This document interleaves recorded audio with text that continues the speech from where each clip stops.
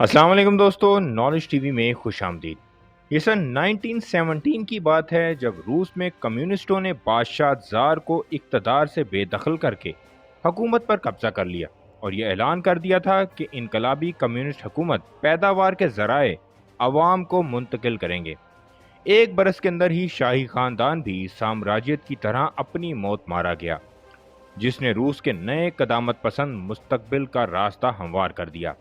लेकिन Saint Petersburg के मुज़ाफ़ात में पुराने निज़ाम की एक अहम यादगार चीनी मिट्टी के बर्तन बनाने वाला कारखाना बाकी रह गया। व्लादिमीर लेनिन की सरपरस्ती में कम्युनिस्टों ने ज़ार के ज़वाल की इस यादगार का निज़ाम संभालते हुए इसका नाम स्टेट प्रोसिलियन मैन्युफैक्चरिंग यानी रियासती चीनी की मिट्टी के बर्तन के कारखाने से तब्दील कर दिया।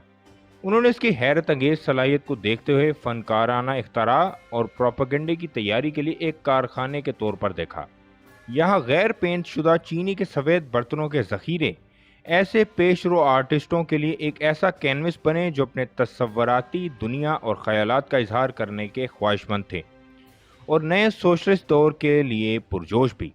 उन्होंने इस नाजुक और उम्रा के इस्तेमाल के बर्तनों को एक मुतज़ाद और नई ज़िंदगी बख्श दी थी।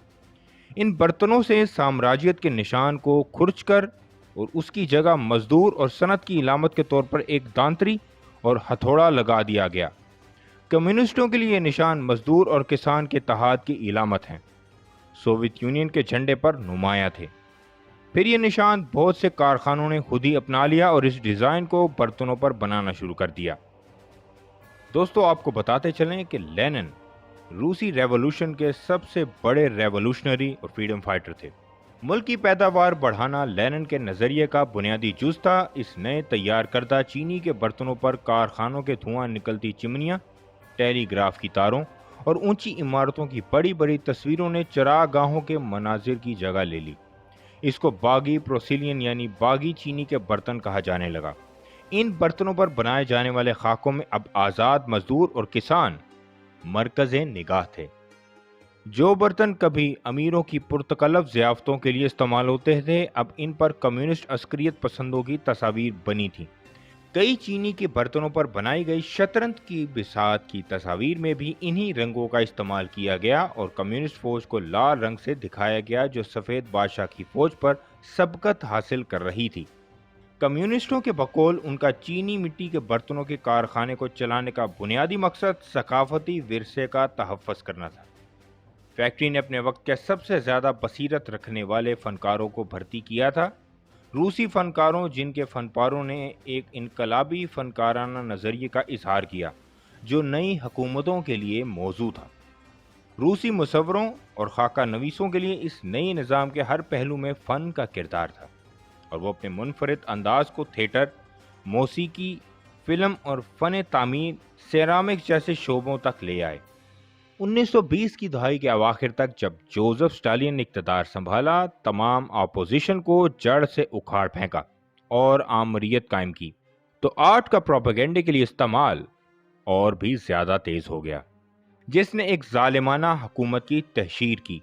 इन सब में सोशलिस्ट हकीकत पसंदी ने जन्म तो लिया मगर बेसूद। और फिर 30 की दहाई के आगाज़ में वाकई सब कुछ बदल जाता है जब फनकार खुद हकीकी दबाव में आ जाते हैं, क्योंकि अब कोई आज़ाद फनकार नहीं है। अगर आप यूनियन का हिस्सा नहीं तो आपको एक बागी समझा जाता था और अगर आप मुकम्मल तौर पर हुकूमत की बात नहीं मानते तो आपके लिए बड़ा मसला हो सकता था। फ़न अपना जोश और वलवला खो चुका था।